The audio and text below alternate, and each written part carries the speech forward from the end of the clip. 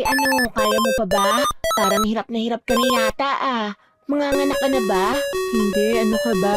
6 na buwan pa lang ang tiyan ko. Baka ikaw ang manganganak na. 7 buwan na yan.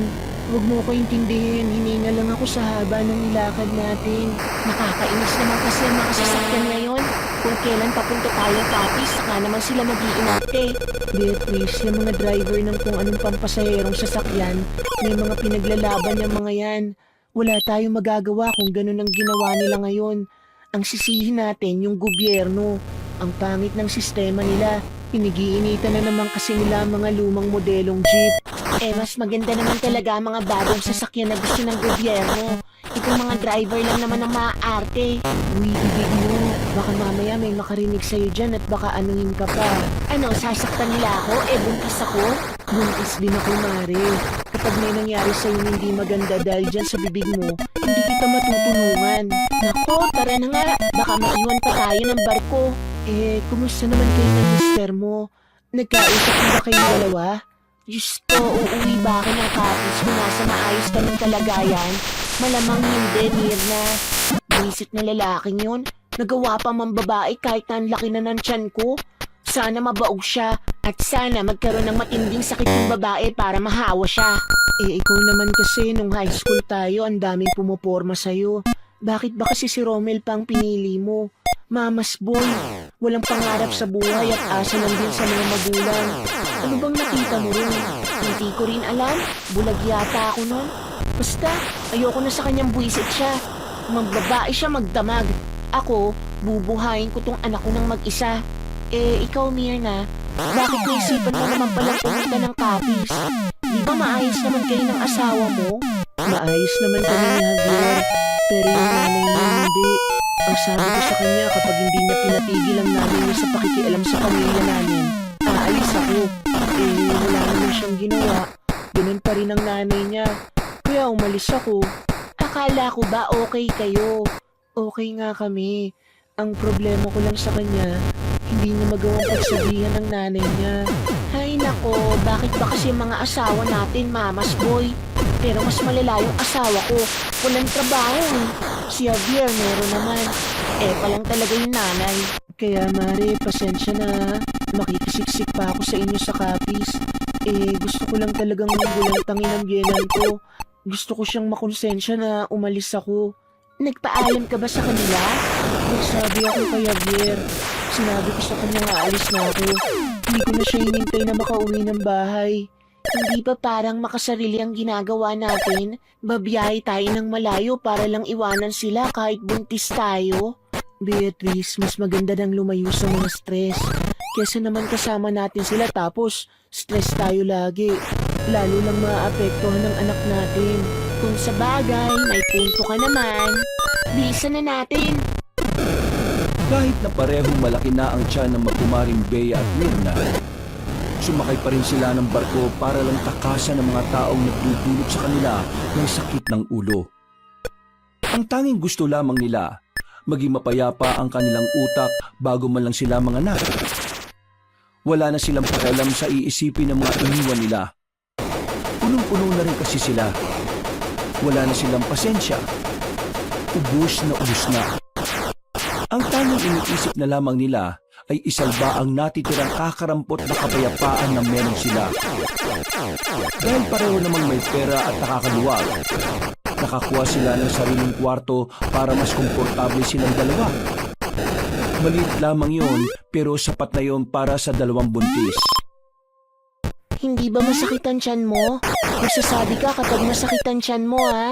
Hindi naman. Ikaw ba? Hindi naman, pero kanina masakit kasi sipa ng sipa tong anak ko. Magpahinga na muna siguro tayo. Nakakapagod din yung nilakad natin. Magpahinga ka na muna. Ikaw, anong gagawin mo? Aakyat lang ako, maglalakad-lakad. Ang bihira ka, ang layo na nga ng nilakad natin tapos maglalakad-lakad ka pa ulit. Kasi gusto ko makalanghap ng sariwang hangin. Na may kasamang usok. O siya, ikaw ang bahala. Basta mag-ingat ka ha. Buntis ka, paalala ko lang. Buntis ka rin. Alam ko. Pahinga ka lang dyan. Akyat na ako. Nung gabing yon, Marami ng tao sa tinatawag nilang upper deck. Siksikan na rin sa mga upuan. Pero maluwag-luwag pa rin naman ang daanan kaya hindi nag-alala si Bea na baka may makasagi sa kanya. Sa kanyang paglalakad, napansin niya ang isang lalaki na nakatayo sa gilid. Nakatingin ito sa kanya. Nung una, inakala niya na baka kakilala niya ito. Pero nang tingnan niya ito ng maigi, hindi niya naman ito mamukaan. Bakit ba nakatingin tong pangit na to sa akin? Lalapitan niya sana ang lalaki pero bigla na lang may mga kalalakihan na nagtakbuhan sa harapan niya kaya siya napigilan. Buisit naman tong mga lalaki na to. Mga isip bata dito pa naghahabulan sa ibabaw eh. Nalaglag sana sa dagat. Nang balikan niya ng tingin ng lalaki, bigla na lamang itong nawala sa paningin niya. Wala na sa kinatatayuan nito. Ninununan niya ang paligid, pero hindi na niya yun nasilayan pa. Napailing na lamang si Bea. Hindi niya malaman kung papaanong sa ganoong kabilis na wala na ang lalaki doon. Tumalon yata sa tubig yung isang yun ah. Naglakad-lakad na lamang ang babaeng si Bea. Kahit na papaano, narelax siya dahil sa lamig ng hangin. Gumaan din ang pakiramdam niya. Pakiramdam na hindi niya maramdaman kapag kasama niya ang kanyang asawa. Nasira ang kanyang pagmumuni-muni nang may matandang lalaki na lumapit sa kanya. May mga dala-dala itong kwintas. Hindi niya sana ito papansinin dahil hindi naman siya bumibili ng mga ganoon. Pero kinalbit siya noon. Kuya, kunin mo ito. Isuot mo ito. Pangontra ito sa masasamang elemento na maaaring lumapit sa'yo. Hindi po ako bumibili ng ganyan. Hindi ko naman ito ibinebenta eh. Pinamimigay ko lang ito sa lahat ng pasahero na papuntang Capiz. Alam mo kasi, Hindi po ako naniniwala sa masasamang elemento. Kasi po taga-Capiz din ang mga magulang ko. Matagal na sila ron pero wala naman silang nakukwento sa akin tungkol sa masasamang elemento. Kaya pasensya na po ha. Hindi po ako tatanggap niyan kahit na libre. hindi ka ba nag-aalala para sa batang dinadala mo? Mukhang hindi ka pa naman laking Capiz. Kung ayos lang po, iwan niyo na po ako. Umalis po ako sa amin kasi stress po ako eh. Ito lang yung oras para makapag-relax ako. Kung pwede lang naman po, no? Hindi ako makapaniwala na may isang buntis na tumatanggi sa mga pangontra. Ngayon po, kailangan niyo nang maniwala. Kapag nagbago ang isip mo, iha, puntahan mo lang ako sa bandang yon. Bibigyan kita. Tumango na lamang si Bea kahit na ang totoo ay wala naman talaga siyang pakialam. Naglakad na lamang ang matandang lalaki. Napapailing na lamang si Bea. Hindi kasi siya madalas pumatol sa mga ganon. Para sa kanya, maaaring parte lang din yun ng modus na matanda. Ganun tumakbo ang utak niya sa mga taong hindi naman niya kilala. Matapos ang halos kalahating oras na pagmumuni-muni, binalikan na lamang niya ang kanyang kumare na si Mirna. Mahimbing na ang tulog ni Mirna, kaya naisipan na lamang din niyang matulog. Pero kahit na anong gawin niyang pikit, hindi siya dinadalo ng antok. Maya-maya, bigla na lamang siya nakarinig ng boses ng lalaki na parang bumubulong mismo sa harapan ng tenga niya. Agad siyang napadilat at napabangon. Wala naman silang ibang kasama sa kwarto. Tanging silang dalawa lang ni Mirna. Guni-guni ko lang ba yun? Bea, bakit? Bigla kasi may narinig akong boses ng lalaki sa tenga ko. Pero wala naman. Wala naman tayong ibang kasama rito. Tayo lang. Baka naman mga boses lang sa taas yun. Marami pa rin natang gising sa upper eh. Baka nga siguro. Oh, bakit ka pala nagising? Masama ang panaginip ko eh. Ha? Binangungot ka? Hindi naman totally bangungot. Pero sa panaginip ko, may tinanggihan daw akong matandang lalaki. Pagkatapos nun, parang gumulo na yung buhay ko. Matandang lalaki? Ano yun? Sugar daddy? Baliw. Basta hindi ko rin alam kung ano. Basta ganun naman na panaginipan ko.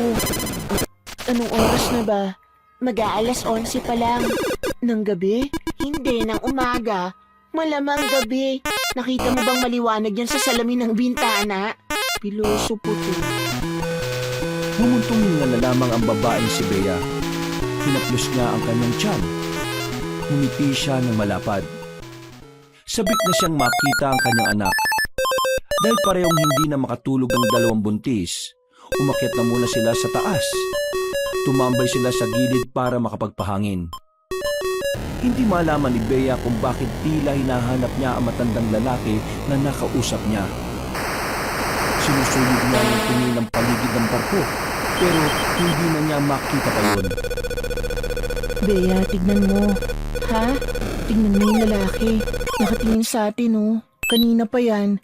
Iyan din yung lalaking tumitingin sa akin kanina. Parang bet niya yata ang mga buntis eh. Loka, tingnan mo yung tingin niya. Mukha mandurukot eh. Grabe namang nandurukot yan. Nag-book pa sa barko para lang mandukot. Oo, saan ka pupunta? Lalapitan ko. Tatanungin ko siya kung anong problema niya sa ating dalawa. Sigurado ka? Baka mamaya biglang manakit yan. Hindi naman siya mukhang baliw eh. Akong bahala. Ito talaga kahit kailan puro tapang eh. Buntis ka ha? Akong bahala. Hindi nagpapigil ang babae si Bea. Nilapitan niya ang lalaki na ilang metro lang naman ang layo sa kanila. Paglapit niya, yung una ay parang hindi pa siya nito naririnig. Kaya naman hinapit niya ito ng malakas sa balikat. Anong atin, kuya? Ha? Bakit? Kanina mo pa kami tinitingnan. Kanina rin nung ako lang mag-isa. Tinitingnan mo ko. May problema ka ba sa amin? Wala akong problema sa'yo. Hindi ba kayo pwedeng tingnan? Oo, hindi. Parang nakakabastos ka eh. Sa lakas ng boses ni Bea, napapatingin na sa kanila ang ibang naroon. Pero parang wala lang pakialam ang lalaki. Nanatili itong kalmado at blanco ang reaksyon ng muka. Type mo ba kami? Mahilig ka ba sa mga buntis? Ano? Oo, gusto ko mga buntis eh. Eh, bastos ka naman pala talaga eh. Hindi nagsalita ang lalaki. Tumingin lamang ito sa kanya. Yung tingin ito ay parang tumatagos hanggang sa kaluluwa niya. Sa hindi malamang dahilan, biglang nakaramdam ng kaba si Bea. Naramdaman na lang din niya na naglilikot na ang sanggol sa kanyang sinapupunan. Samantala, lumapit na rin si Mirna nang mapansin tila nagkakainitan na ang dalawa. Bea, halika na. Huwag ka na makipagtalo pa. Baka makasama pa yan sa bata. Kuya, sa susunod ayusin mo naman ang tingin mo. Nakakabastos kasi kung paano mo kami tingnan eh. At kung may kailangan ka o may gustong sabihin, pwede mo namang sabihin agad. Masarap ang mga buntis eh. Kuya naman, tingnan mo, sabi sa'yo bastos ang isang to eh. Hindi pa man tapos magsalita si Bea, naglakad na palayo ang binata. Parang wala lang nangyari. Kaswal lang ang lakad nito. Kahit ang ibang taong nakarinig at nakakita sa sagutan, nagtataka rin kung sino ang lalaking yon. Kailangan natin siyang i-report sa kapitan ng barkong to o kahit man lang sa mga namumuno dito. Baka mamaya meron pa siyang bastusing iba. Sige, hanapin natin ang management dito. Gigil na gigil ang babae si Bea ng mga sandaling yon. Kinausap nila ang mga staff ng barko. Naisumbong na rin nila ang lalaking nambastos sa kanila. Dahil sa galit ni Bea, napilitan ng mga pamunuan ng barko na halugugin ang barko para lang mahanap ang lalaki. Pero sa kasamaang palad, hindi nila niya nakita. Wala rin makapagsabi kung ano ang pagkakakilanlan ng lalaki. Tinignan na rin nila ang mga listahan ng mga naroon, pero hindi nila matukoy kung sino roon ang kanilang hinahanap. Maraming salamat po. Update mo na lang po kami kapag nakita niyo na po ang lalaking yon. Tulong na lamang ang mga security sa kanila at naglakad na rin paalis. Si Bea naman, hindi pa rin nawawala ang inis nito. Kung hindi nga lang siya buntis, ay baka sinuntok na niya ang lalaki. Visit na lalaking yon. Kapag nakita ko talaga ulit yon, nako. Pero wala na siya rito. Saan naman kaya mapupunta yun? Nagtataka nga rin ako eh. Kasi nung unang beses na ako ang tiningnan niya, bigla na lang din siyang nawala. Hindi ko alam kung paano. Akala ko nga tumalo na siya sa tubig eh. Hinahanap niyo yung lalaking kinakausap na kanina. Diyos ko, yan na naman siya. Kilala mo yan? Siya yung nag-aalok ng kwintas kanina. Manong, kilala niyo po ba yung hinahanap namin? Hindi ko siya kilala, pero alam ko kung ano siya. Po, huwag mo nang kausapin. Weirdo yan. Huwag niyo na siyang hanapin. mas mainam na huwag nyo na siyang lapitan. Bakit naman po? Sabi nang wag mo nang kausapin yan. Dahil ang lalaking yon ay isang aswang. Manong, moderno na po ang panahon ngayon. Wala naman na sigurong ganon. Moderno. Hindi nyo ba alam na mga kagaya nila nakakasabay na rin sa panahon?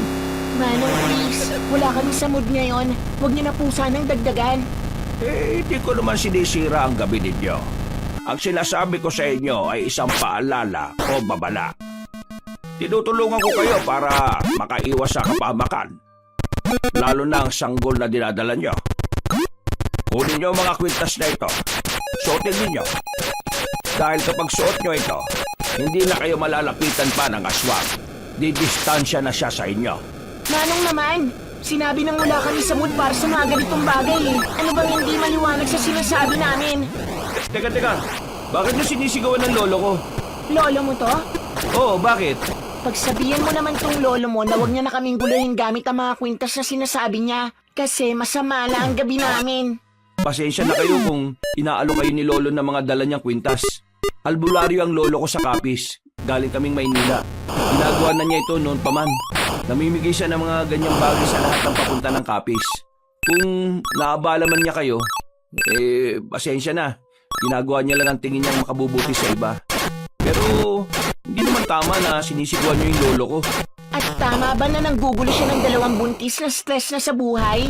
Wala naman akong sinabi na ganun ha. Ang sinasabi ko lang naman, kung ayaw nyo, hindi ayos lang. Hindi naman kayo pinipilit eh. Anong hindi pinipilit? 2 beses ka na ako nilapitan para dyan. Wala ka bang lolo o tatay? Para kasing hindi mo alam na minsan normal sa matatanda ang pagiging makulit eh. Kuya, pasensya na. Aalis na lang kami. Pakisabihan na lang din ng lolo mo. Walang ginagawang mali ang lolo ko. Ayaw nyo lang kasi siyang pakinggan eh. Kahit na ang totoo, kapakanan nyo lang naman ang iniisip niya. Pero kung ayaw nyo maniwala, edi sige, walang problema. Pero ito lang ang sasabihin ko ah. Wag na wag kayong magsisisi na tinanggihan nyo ang inaalok ng lolo ko. Talagang hindi kami magsisisi, kuya, kasi nakakaabala. Dali mo na nga yan, lolo mo, kasi lalo lang nasisira ang gabi namin eh. Gusto ko lang humingi ng paumanhin kung nakukulitan kayo sa akin. Pasensya na at naabala ko kayo. Wala akong ibang intensyon kundi ang kaligtasan lamang ng inyong mga anak. Hindi ko na kayo pipilitin pa kung ayaw nyo akong paniwalaan at pakinggan. Pero kung sakaling mangailangan kayo ng tulong, nandun lang kami sa dulong banda. Tara na lo, huwag na kayong magmagandang loob sa mga taong mga masasamaang ugali. Anong sinabi mo, kuya? Wala akong naririnig. Kalalaki mong tao, papatol ka sa babae? Ikaw nga, walang galang sa matanda eh. Baka hindi ka napalaki ng maayos na magulang mo, no?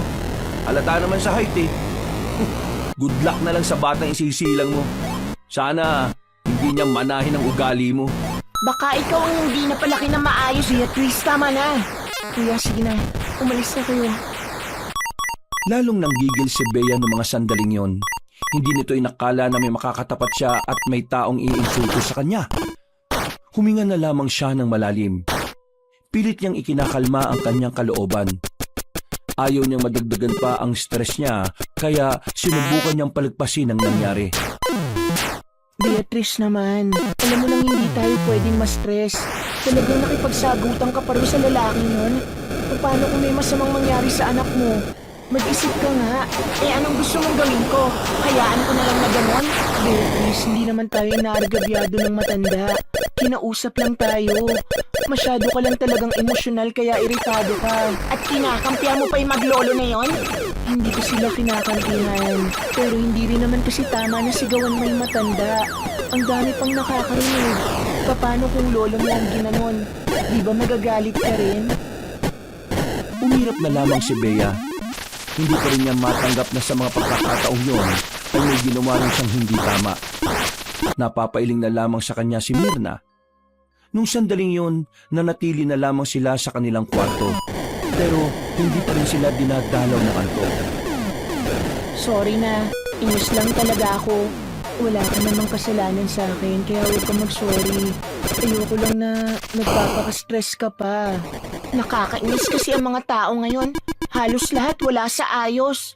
So, pati ako? Siyempre, hindi ka kasama. Kaya nga halos lahat lang, di ba? Ang mabuti pa, pilitin na lang natin makatulog. Anong oras na rin eh. Masama sa atin ang nagpupuyat. Tumango na lamang ang babaeng si Bea. Ipinikit na niya ang kanyang mga mata. Kalaunan din naman ay nakaramdam na rin siya ng antok. Alas 11 na gumising ang babae. Nakaramdam na rin siya ng gutom. Pagtingin niya sa kabilang kama, wala na si Myrna. Kinukusot-kusot niya pa ang kanyang mga mata nang bumangon. Nasaan naman ang isang yun? Matapos makapagilamos at makapag-toothbrush, ay lumabas na rin siya roon. Nagtungo siya sa taas. Sinubukan niyang hanapin ang kanyang kasama. Ang daming tao sa labas. Hindi niya agad makita si Myrna. Umupo na lamang muna siya sa gilid. Mga ilang sandali lang, nasa tabi na niya ang babae. Saan ka galing? Naganap lang ng almusal natin. Ito, may dala na ako. Tara, kainin na natin. Ang sama rin ang panaginip ko. Naisip kasi matanda yun eh. Pati tuloy sa panaginip ko pumasok. Ano ba yun? Aswang-aswang din. Aswang din? Bakit? Nanaginip ka rin ba? Oo. Ano bang panaginip mo? Nasa bahay na raw ako tapos may umaaligid na lalaki sa labas. Tapos nung gumabi, nakita ko siyang nakaupo sa balon namin. Bea, yung bahay niyo ba meron talagang balon? Oo, bakit? Kasi yung panaginip ko, nandun na daw tayo sa bahay niyo. Tapos nakita ko sa panaginip yung balon. We, Oo nga, dun sa panaginip ko yung bahay na may taniman ng kamatis at iba pang mga gulay, ano? Tama ba? Hindi ko lang maalala kung sa kaliwa o sa kanan. Pero tingin ko parang sa gilid lang talaga siya. Hindi na muna nakapagsalita ang babaeng si Bea. Medyo kinilabutan siya. Hindi pa naman kasi nakakapunta si Myrna sa bahay nila, pero tumutugma ang mga sinasabi nito.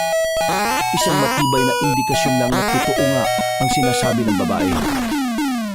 Ano kayang ibig sabihin nito? Baka mamaya may masama itong ibig sabihin. Hindi kaya dapat naniwala tayo dun sa matanda? maniwala ng alin? Na aswang yung lalaking kinaiinisan natin? Yung lalaking manyak? Diyos ko, pigilan mo na nga yan, Myrna. Yung panaginip natin, baka nagkakataon lang kasi pareho tayong buntis. Grabe naman pagkakataon yan. Biruin mo, hindi pa ako nakakarating sa inyo pero sa panaginip ko, ganun na ganun yung bahay ninyo. Nako, wag ka na nga lang mag-isip ng kung ano-ano. Kumain na nga lang tayo. Tara na. Pilit inaalis ni Bea sa isipan niya ang halos pagkakapareho ng kanilang panaginip. Pero sa totoo lang, kinikilabutan din siya. Parang kakaunting kibot na lamang ay unti-unti na rin niyang pagtutuunan ng pansin ang sinabi sa kanila ng matandang albularyo.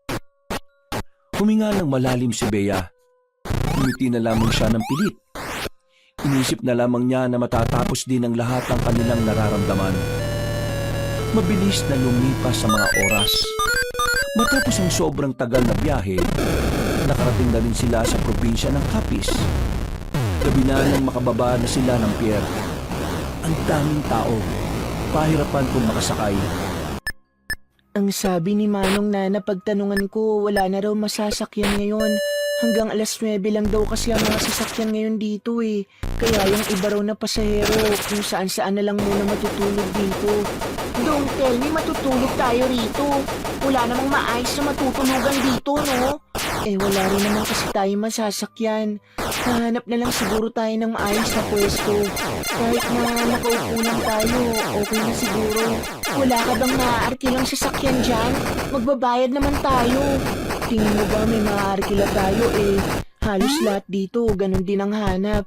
Eh buntis naman tayo, no? Baka naman paunahin nila tayo. Sinubukan ko ng maghanap.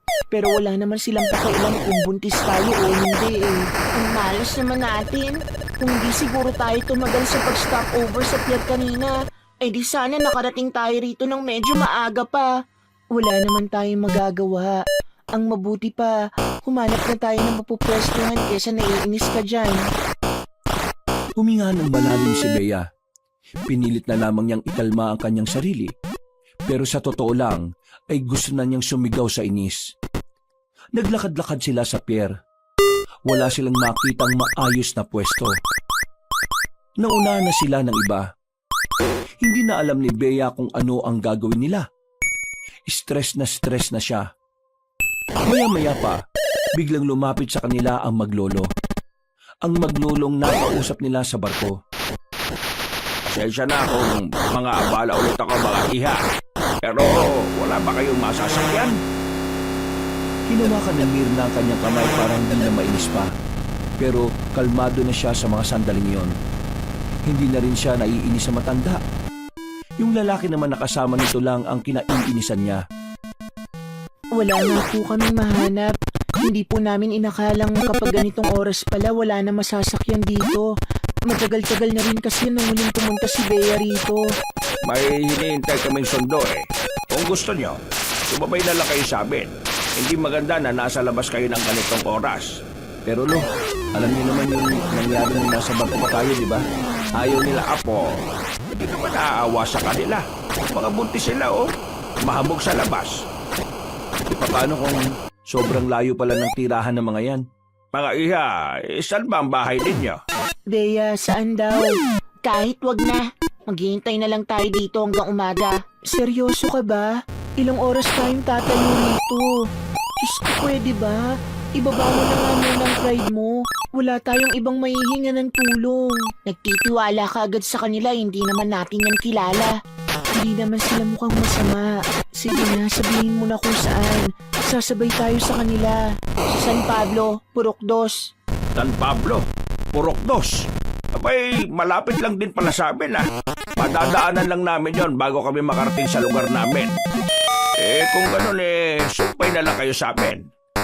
Pangako, wala na akong babanggitin pa tungkol sa mga bagay na hindi nyo paniniwalaan. Maraming salamat po Pero tanong ko lang po, bakit niyo po kami tinutulungan? Kasi kailangan nyo ng tulong eh. Yun naman ang dahilan, hindi ba? O tara, sumama kayo sa amin. Doon natin iintayin yung sasakyan namin. Kahit na ayaw ni Bea, binaba na lamang niya ang kanyang pride. Naisip niya rin kasi na kailangan na rin talaga nilang magpahinga. Dahil kung tutuusin, hindi naman talaga sila pwedeng magbarko sa lagay nila. Pero pinilit lang nila ang mga staff para makaalis na rin. Naglakad sila ng kaunti patungo sa gilid ng kalsada. Nakaupo lang sila sa gilid kung saan merong mahabang upuan na yari sa katawan ng punong nyog. Tahimik lang ang dalawang babae. Pinakikinggan lamang nila ang maglolo. Ano na raw ba sabi ni Weweng? Nasa biyahe na siya eh. Kanina pa. Baka mga 5 minuto lang nandito na yan. Yung lalaking pinapahanap nila sa barko, hindi mo na ba talaga nakita kanina? Nakita ko kanina pababa na rin ng barko pero biglang nawala eh. Mailap talaga. Kung nakababa na rin, dapat pala di natin iwan tong dalawa. Sigurado ka pa talaga, Lo? Aswang yung lalaking yun? Ha? Bakit parang hindi ka sigurado? Marunungis ka, di ba? Ba'y dapat alam mo kagad? Lo, parang normal lang naman kasi siya eh. Malay ko ba sa lalaking yun? Kaya nga dapat hindi nating iwan tong dalawa. Mas maganda sana kasi kung may pangontra sila, kaso wag na nga natin ipilit. Ihatid na lang natin sa kanila. Oh, na pala si Wewing eh. Isang lumang van ang tumigil sa kanilang harapan. Bumukas ang bintana at nakita nila ang lalaking nasa loob. Nakangiti kagad ito. Hello! Kanina pa ba kayo? Sensya na Ay, hindi naman. Ngayon lang naman. Sakay na! Malamig na dyan! Mga iha, tara na. Hello! Sino ba sila? Sa bahay ko na lang kukwento. Basta ngayon kailangan natin silang ihatid sa kanila. Okay, sige. Pasok na! Inalalayan sila ng lalaking si Nathaniel. Hindi nagtagal ay agad na rin silang umandar. Habang nasa biyahe, tahimik pa rin ang dalawang babae. Nakikiramdam at nagmamasid lamang si Bea sa tatlong nasa harapan nila. Ang balita naman sa bahay. Baka naman kalat-kalat na naman ha. Hindi Inayos ko na yung mga kalat dun. Mabuti kung ganon. Para naman matuwa ko sa'yo. Sige na, ibuon mo na yung atensyon mo sa pagmamaneho. Baka babaya ma-aksidente pa tayo. Makalipas lang ang ilang oras, nakarating na rin sila ng San Pablo, Purok 2. Nakahinga na rin ng maluwag ang dalawang babae. sa mismong tapat ng kanilang bahay sila mismo binaba. Naku, sobrang maraming salamat po talaga. Dahil sa inyo, hindi na namin kinailangan pang maghintay hanggang umaga. Safe po kaming nakarating dito. Maraming salamat talaga. Ay, wala ka naman. Gusto lang din naman namin tumulong sa inyo. Siyempre, kababayan naman pala namin ang angkan nitong kasama mo eh. Ay, siya nga pala. Mag-iiwan ako ng numero ko sa inyo ha. Pwede nyo akong tawagan o i-text sakaling makailangan kayo ng tulong. Huwag lang tungkol sa pera ha. Mahirap lang kami. Inabot na matandang lalaki ang kapulasong papel. Tinanggap naman ito ni Mirna. Si Bea naman ay pilit ng ngiti na lamang ang iginanti. Ay siya, sige na. Kami lalarga na at maaga pa rin kami mamaya. Mag-iingat kayo palagi ha. At sana maisilang nyo ng matagumpay ang mga anak ninyo. Marami pong salamat talaga. Tungkol po sa nangyari sa barko, pasensya na. Mainit lang po talaga ang ulo ko nang dahil dun sa lalaking yun. Ay, ayos lang yun. Kabisado ko naman ang mga buntis eh. Pabago-bago ang mood. Kaya, huwag nyo nag-isipin yun. Pumasok na rin ang tatlong lalaki sa van. Kumuhay pa ang matandang lalaki bago sila tuluyang umalis. Napabuntong hininga naman si Bea. Akala ko hindi ka magsusorry eh. May konsensya din naman ako, no? Bea, dito talaga ang bahay ng lola mo? Ang laki ah. Sabi ko naman kasi sa'yo may kaya sa buhay ang angkan ko rito. Tingnan mo ang lawak ng bakuran. Pero, nagsabi ka ba sa kanyang darating tayo? Nagsabi ako kahapon. Ang kaso nga lang, hindi naman nag-reply si Lola sa message ko. Kaya hindi ko alam kung alam niya. Sa iba mong kamag-anak, hindi ka nag-message? Hindi ko naman sila close eh. Tara na, pasok na tayo. Natigilan sa sinasabi si Bea na may marinig silang kaluskos sa kabilang parte ng daanan. Nakita rin ni Mirna na gumalaw ang halamanan. Nagkatinginan ng dalawang buntis. Pareho sila ng nararamdaman. Bigla na lamang silang kinabahan. Pero nawala lang ang kanilang kaba nang makita ang pusa lang pala ang naroon. Kainis na ng pusa to. Anong oras na nasa labas pa? Hindi na lamang pinansin ni Bea yon at nauna na ring naglakad patungo sa pintuan ng bahay. Lola! Lola Manay! Nandito na po ang pinakamaganda niyong apo, si Beatrice! Lola! Baka wala dyan ang lola mo. Saan naman pupunta yun? Ito lang naman ang bahay niya. Baka naman makabulahaw tayo. Lola! Nandito na kami! Habang kumakatok si Bea, napatingin si Mirna sa gilid ng bahay kung saan naroon ang puno ng kaimito. Sa hindi malamang dahilan, tila nakakaramdam ng kakaiba ang babae. Nagtindigan ang kanyang mga balahibo. Hindi niya maintindihan kung bakit.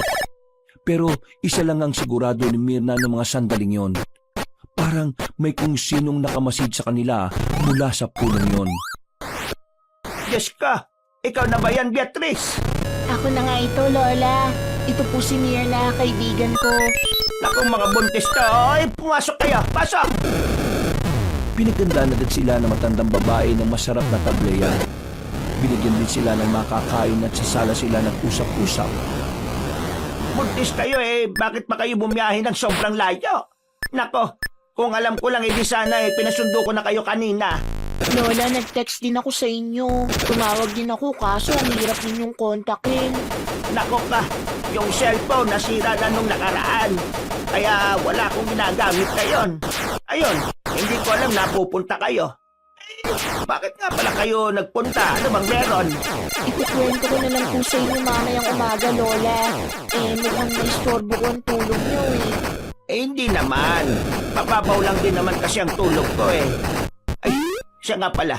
Eto ang kaibigan mo. Kumari mo ba ka mo? Oo, La. Magkunwari kami sa anak ng kaibigan namin.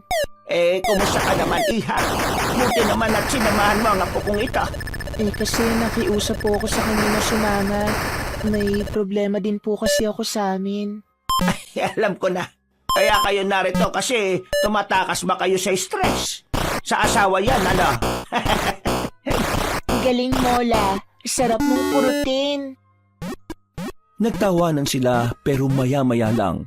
Tinulungan na sila ng matanda na umakyat sa taas. Inihatid sila nito sa magiging kwarto nila. Malaki ang kwarto sa itaas. Malinis din. Saktong-sakto yon para sa kanilang dalawa. Wala nga lang electric fan. Pero masarap naman ang hangin sa labas kaya buksan nyo na lang ang bintana. O ano, ayos na ba kayo rito? Ayos na po kami dito, La. Maraming salamat. Magpahinga ka na po ulit. O siya, sige. Pupunta na ako sa silid ko, ha? Matutulog na ulit ako. Maraming salamat, Lola. Laki ng bintana, Mars. Sara natin. Wala ngang electric fan. Hayaan mo na lang para makapasok ang hangin. Mula sa kinalalagyan nilang kama, natatanaw ni Mirna ang puno ng kay Mito sa labas. Hindi niya talaga may paliwanag ang kanyang nararamdaman. So tuwing mapapatingin siya roon, pakiramdam niya ay meron ding nakatingin sa kanya. Kumusta naman ang tiyan mo? Hindi ba sumasakit? Maayos naman. Wala namang problema. Ikaw ba? Kanina nang nasa piyat tayo, sipa siya ng sipa. Baka kasi alam na niyang malapit na tayo. Ewan ko ba rito sa anak ko, ang lakas sumipa. Parang kabayo eh. Ang sakit kaya minsan. Matapos ang kanilang sandaling pag-uusap, humiga na rin sila. Iisa lang ang kama pero may kalakihan kaya kasyang-kasya naman silang dalawa. Mga bandang 3:00, hindi na naman makatulog ang babaeng si Bea. Pagtingin niya kay Mirna, gising pa rin ito.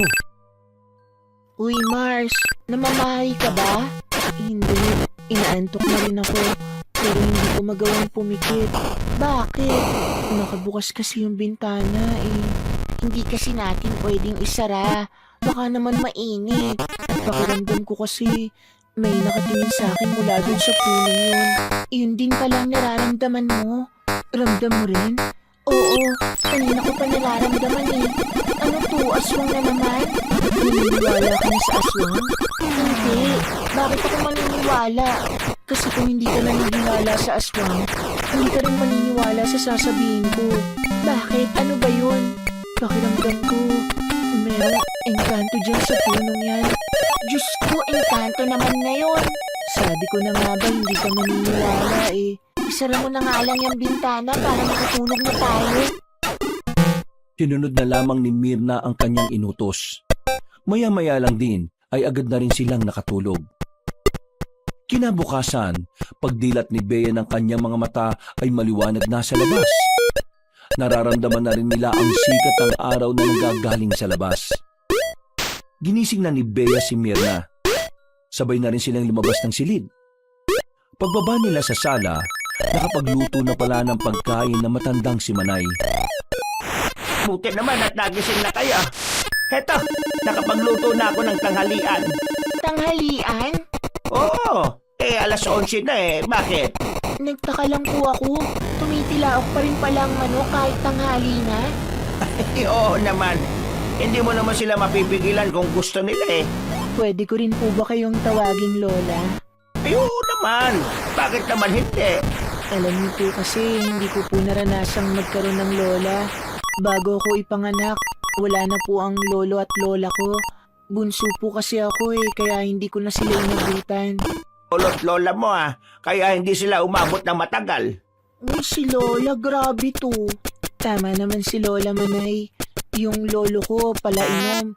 Si Lola naman malakas manigarilyo, kaya yun, maagang kinuha ni Lord. Masaya silang kumain ng tanghaling yon. Kung ano-ano na ang naikwento nila sa matanda. Masigla na sana ang oras na yun, hindi lamang napunta ang usapan sa mga kababalaghan. Wala ba kayong nararamdaman na kakaiba nang dumating kayo rito? Nakatinginan ng dalawang buntis. Hindi na nagkaila pa si Bea. Aaminin na niya ang nararamdaman nila ni Mirna. Sa bintana namin, malapit po yung punong kayo nito. Pakiramdam namin, La, may nakatingin sa amin doon. Meron talaga nakatira sa kay Mito na yon. Hindi lang namin pwedeng putulin ang puno dahil baka magalit. Nakatira? Oo, engkanto. Pero huwag kayo mag-alala. Sabi ng albularyo na nakausap ko noon, hindi naman daw masama ang engkantong yan. Engkantong puti ang tawag sa kanila. Hindi sila nananakit. Nagmamasid lang sila palagi. Huwag lang daw gagalawin ang puno kasi doon siya magagalit. Naniniwala po pala kayo sa mga kababalaghan. Ikaw ba naman isilang at tumanda sa kapis? Paano hindi ka maniniwala? Nung nasa barko naman po kami, may nakausap din kaming albularyo. Ang sabi niya, yung lalaki daw na tingin ng tingin sa amin, aswang daw. Ay opo, totoo po yan. Napatigil sa pagmuya ang matanda. Tila bumakas ang pagkabahala nito sa muka. Nakaramdam ito ng kaba para sa dalawang buntis. Bagay na nagdulot din ng pagkailang sa dalawang babae. Bakit la? Totoo ang mga aswang. Totoo ang mga kagaya nila. Hindi na nakapagsalita pa ang dalawang buntis ng mga sandaling yon dahil si Aling Manay na ang nagsabi sa kanila. Pakiramdam nila ay dapat silang maniwala. Seryoso din kasi ang mukha ng lola ni Bea. Hindi naman siya tinatakot ko kayo. Pero totoo ang mga aswang. Lalong-lalo na dito sa kapis. Kung nabasa ko nga lang ang text mo, Bea, sasabihin ko sa iyong huwag na kayong tumuloy. Pero dahil nandito na naman kayo, alangan namang pauwi ko pa kayo. La, totoo man o hindi ang aswang. Gusto ko sanang dumito na muna sa inyo hanggang sa mga nakapo. Hindi ako pwedeng ma-stress sa amin Baka ano pang mangyari sa anak ko. Ganun din si Mirna. Kailangan namin pareho ng payapang lugar. Tahimik at malayo sa asawa at biyen ng babae na pakailamera.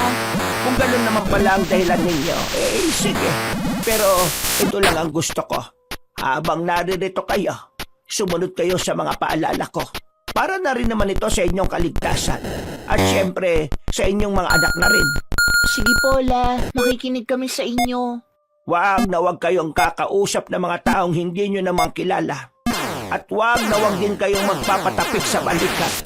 Kapag may hindi kilala na tumapik sa balikat ninyo, tapikin nyo rin kagad pabalik. Sa parehong balikat. Kung sa kanan kayo tinapik, sa kanan nyo rin tatapikin. Para saan naman po yun? May paniniwala kasi na may mga aswang na tumatapik ng balikat ng tao para lasunin o kaya gayumahin ang biktima nila. Para maibalik sa kanila yon, tatapikin mo rin sila sa balikat. La, ganun na po ba talaga kalala rito sa probinsya? Hindi naman malala. Ito ay mga paalala lamang para sa mga posibleng mangyari. Hindi naman din kayo taga rito. Buntis din kayo. Mainit kayo sa mga mata ng mga aswang. Kung sakaling nandito pa man sila. Sige po, La. Bukas na bukas, aalis ako para mahanapan kayo ng pangontra. Mahirap na. Mas maganda nang sigurado tayo. Matapos ang pananghalian na iyon, ay nag-iwan sa kanila ng palaisipan ang sinabi ng matandang babae. Noong mga oras na iyon, hindi nila alam kung sisimulan na nilang paniwalaan ng mga bagay na noon ay hindi nila siniseryoso. Bandang 3:00 ng hapon, naiwan ang dalawang buntis sa bahay. Nakatambay lang sila sa bakuran. Habang nagkukwentuhan, napansin nila ang puno ng kaimito. Mga ilang segundo silang napatingin doon. Nang makaramdam sila ng pagkailang, dito na nila iniwas ang kanilang tingin. Kanina, aswang. Tapos ito namang puno na to, may engkanto. Engkantong puti ba yung sinabi ni Lola? Oo, engkantong puti. Pero alam mo, nung nagpunta rin ako sa probinsya ng mother side ni Javier, may mga naririnig din akong kwento tungkol sa mga engkanto Sige nga, ano yun? Hindi ka ba matatakot kung ikukwento ko? Hindi ko pa nga sigurado kung maniniwala ako Bakit ako matatakot? Di kwento ko na nga lang din. Yung dun sa probinsya nila, may engkanto daw sa tapat ng ilog. Tapos yung buntis na laging naglalakad-lakad, napadpad yun. Tapos, alam mong nangyari? Ano? Nadapa. Wala naman ang engkanto doon. Nadapa siya pero may sumaligaw sa kanya. Lalaki, maputi, matangkad, gwapo. Tapos, engkanto pala yun. Alam mo kung anong sunod na nangyari? Nalaglag yung bata kasi gusto ng engkanto na sumama siya sa mundo nila. Ang kaso, tumanggi siya. Ginantihan yung bata. At yan base sa kwento ng mga kamag-anak ng asawa mo? Oo, Maniniwala ka dun sira ulo nga yung biyenan mong yun basta ganun daw yung nangyari. Bea, tingin mo, hindi naman siguro mangyayari yung sa atin Lalo na meron palang engkanto dyan sa punong yan. Nagkibit-balikat na lamang si Bea sa sinabi ni Mirna. Dahil wala naman na silang magagawa sa labas at hindi pa rin naman nakakabalik ang matandang babae, pumunta na lamang sila sa loob. Nanatili lang si Bea sa sala, habang ang babae namang si Mirna ay nagtungo sa kanilang silid. Naiwan siyang mag-isa sa sala. Abala lang siyang nanonood ng TV nang biglang may marinig siyang sitsit. Hindi niya alam kung saan yun nanggagaling. Akala niya pa nga nung una ay nagkakamali lang siya ng dinig. Pero paulit-ulit lang ang sitsit. Habang tumatagal pa nga, mas lumalakas. Hindi na nakatiis pa ang babae. Tumayo na siya at sumilip sa labas. Wala naman siyang nakitang kung ano. Kahit na alam niya sa sariling hindi na normal ang nangyayari, pinagsawalang bahala pa rin niya. Kinagabihan, Ay nako, pasensya na kayo't ginabi na ako ng uwi. Ang dami ko pa kasing siningil eh. Yung iba, pahirapan pang magbayad. Pero may mga binili akong pagkain dito. Masustansya ito para sa mga kagaya niyong buntis. Nagluto na rin pala ako, La, para kakain na lang. Ay nako, masarap ba niluto mo? Masarap pong magluto yan si Bea. Eh, mukhang may makakatalo na ng mga luto ko ah. agad silang nagsalo-salo sa hapagkainan ng mga sandaling yon. Masaya ang kanilang hapunan. Ikinuwento ni Aling Manay ang lahat ng naranasan niya sa buong maghapon. Pagkatapos ng hapunan, si Bea na ang nagkusang maghugas ng plato, habang si Mirna naman ang naglinis at nagwali sa sala. Aray ko! Oh, bakit Bea? Masakit ba ang tiyan mo? Oo, pero ayos lang ako. Yung sipa ng anak ko parang galit eh. Oh, ang taranta ako sa'yo, akala ko kung ano na. Pero alam mo, pareho tayo. Ganyan din sumipa ang anak ko eh. Pansin ko mula nung dumating tayo rito, hindi sila mapakali. Sipa sila ng sipa. Baka kasi nahanap na nila ang tatay nila. Naalala ko na naman si Romel. Nabubwisit ako sa mukha eh. Naku, wag mo nang isipin. Mas lalo ka nang maiinis eh. Sige na, tapusin na natin ang mga ginagawa natin. Mabilis na lumipas sa mga oras. Oras na rin ang kanilang pagtulog. Habang nagpapantok at nagbabasa ng pocketbook, bigla nilang naramdaman na parang may mabigat sa bubungan. Nung una ay nagkatinginan pa sila.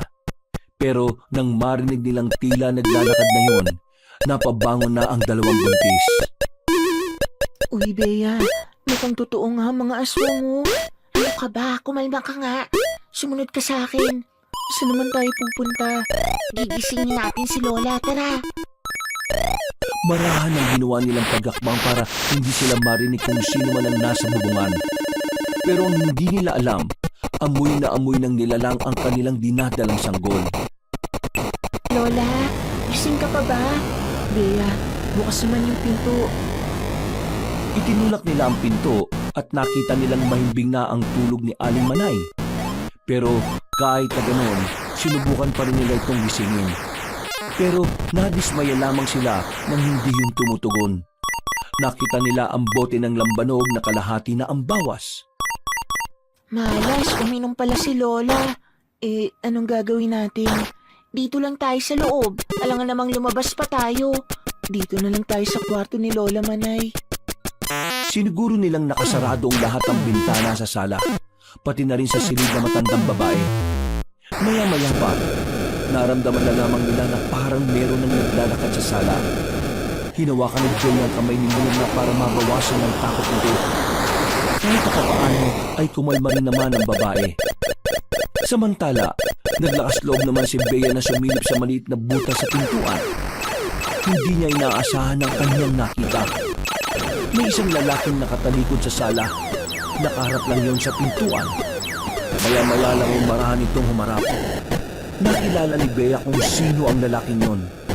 Ito ang lalaking bumastos sa kanila sa barko. Totoo nga. Totoo ang sinasabi ng matandang yun. Aswang yung lalaking yun. Ha? Dito ka lang. Teka, anong gagawin mo? Papalayasin ko yung lalaki. Nababaliw ka na ba? Ikaw nga rin ang nagsabi. totoong sinasabi ng lalaking albularyo, tapos lalabas ka? Paano kung lapain mo ng tiyan mo? Kung hindi natin siya papaalisin, hindi tayo makakalis dito. Mas maganda nandito lang tayo. Ang mahalaga ligtas naman tayo rito. Itinikom na ni Bea ang kanyang bibig nang makitang naglakad na ang lalaki palapit sa pintuan. Umalis na sila roon at tumabi sa gilid ni Aling Manay. Kinuha ni Bea ang bote ng lambanog. Yun ang tanging bagay na tingin niya ay makakapagligtas sa kanila. Alam ko nandiyan kayo. Huwag niyo na akong pahirapan.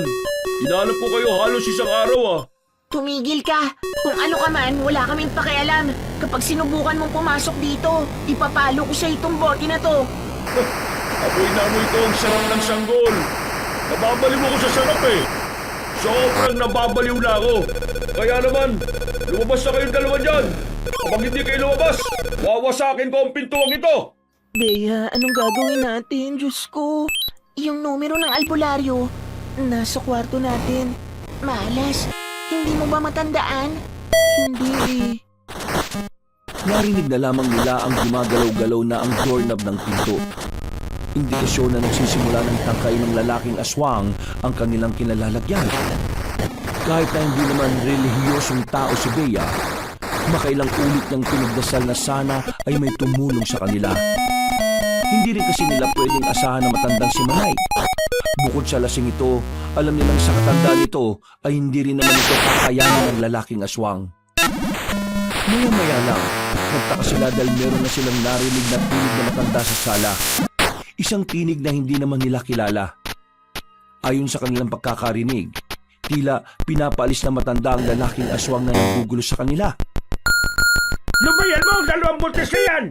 Huwag ka makialam dito. Magkaiba ang mundo nating dalawa. Wala kang kinalaman dito. Lumayan mo sila. Wala rin sila kinalaman sa gusto mo mangyari. Susubukan ko lang isang ang sarili ko sa gutom. Huwag ka makialam. Hindi ako papayag na gawin mo silang pagkain. Kung hindi ka titigil, mapipilitan akong paslangin ka, kaibigan. Amo, tinatakot mo ba ako? Hindi kita tinatakot.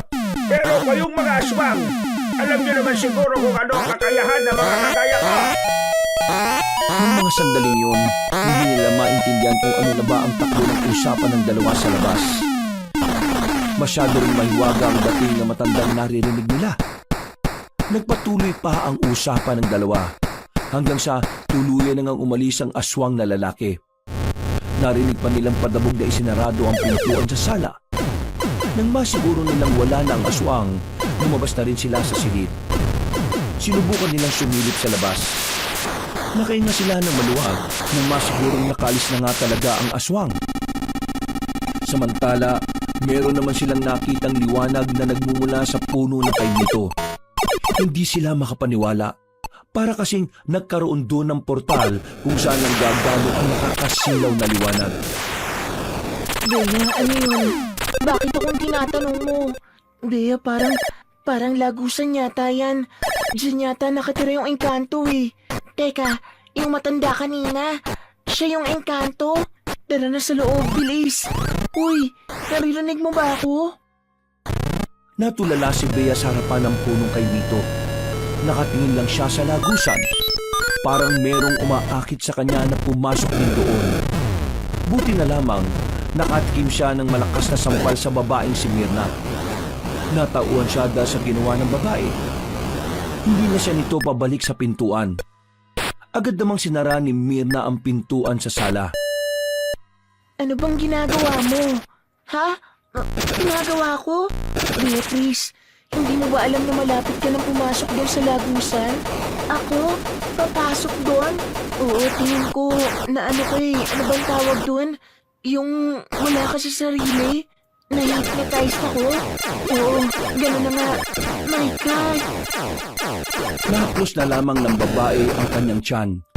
Dahil takot sila magpunta sa silid nila dahil malapit yun sa punong kay Nito, nanatili na lamang sila sa sala. Gulong-gulo ang utak nila kung ano ang mararamdaman nila. Hindi pa sila nakaka-recover sa kilabot na dinulot ng aswang, dumagdag pa ang engkanto sa punong yon. Tingin ko ikaw ang gusto ng engkanto. Tapos tayong dalawa naman ang gusto ng aswang. Diyos ko, ano ba nangyayari sa buhay natin? Tingin mo, kakailanganin ba natin ang tulong ng albularyo? Mamayang umaga, tatawagan na natin sila. Hindi ako makapaniwala. Totoo pala talaga sila. Noong mga sandaling yun na hindi na talaga nakatulog ang dalawang buntis, nawala na rin ang kakaibang liwanag sa puno ng kay Mito. Nanatili lang sila sa sala. Malapit sila sa kusina. Sa may bandang sulok sila tumambay kung saan abot na abot nila ang mga pangsaksak. Kinabukasan, nang makita nilang maliwanag na sa labas, nagkaroon na rin sila ng lakas ng loob na pumunta sa silid. Hinanap nila ang papel kung saan nakasulat ang numero ni Mang Morong. Pero sa kasamaang palad, hindi na nila yun makita. Saan mo ba talaga nilagay? Dito lang yun sa bulsa ng bag ko eh. Baka naman nahulog sa labas bago tayo pumasok dito.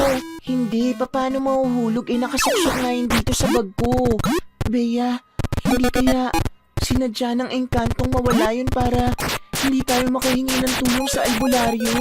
Bakit naman niya gagawin yun di ba inkantong puti siya? Hindi naman daw siya masama Kung hindi siya masama, bakit kanya gustong pumasok sa lagusan? Hindi ko rin alam. Hintayin na lang siguro natin magising si Lola. May kakilala siyang albularyo. Yun na lang ang asahan natin. Para kahit na papaano ay malibang at makalimot, naglinis-linis na lamang sila ng bahay. Pero iniwasan na lamang nilang magawi sa harapan ng puno ng kay Mito. Naganda na lamang din sila ng kanilang pagkain para sa pananghalian. Ilang minuto bago ang alas 11, nagising na ang matandang si Manay at agad nilang naikwento ang mga nangyari. Namulagat ang mga mata nito. Baka sa mukha ng matandang babae ang pagkabahala. Hindi maganda to. Dalawang nilalang ang nakakaroon ng interes sa inyo. Ang isa ay dahil sa mga sanggol na dinadala ninyo. At ang isa naman ay gusto kayong gawing greyna ng mga engkanto. Pero si Bea lang po ang nahihypnotize ng engkanto. Hindi po ako kasama. Huwag kang kampante, iha. Sabi sa libro, ang mga matatandang engkanto ay mahilig. Hindi sila nakokontento sa iisang asawa lang. Diyos ko naman, nakakakilabot naman to. Lola, ano po bang kailangan natin gawin? Kailangan na natin papuntahin ang kakilala kong albularyo. Alauna na nang dumating na ang albularyo sa kanilang bahay. Pagkakita ni Bea at Mirna sa albularyo, ay nagtaka sila dahil nakilala nila yon. Kasama pa na matandang lalaki ang dalawa nitong apo, si Nathaniel at Wengweng. Hindi ko nakala na apo mo pala itong dalawa. Yung isa lang. Yung isa kasi dyan kaibigan niya pero parang apo ko na rin. Nagkakilala na ba kayo? Ay oo, kasama ko sila sa barko. Sila yung sinasabi ko na nagsabi sa amin na yung lalaking bumaso sa amin aswang pala. Aling Manay, siniguan niya po ang lolo ko nung nasa barko kami.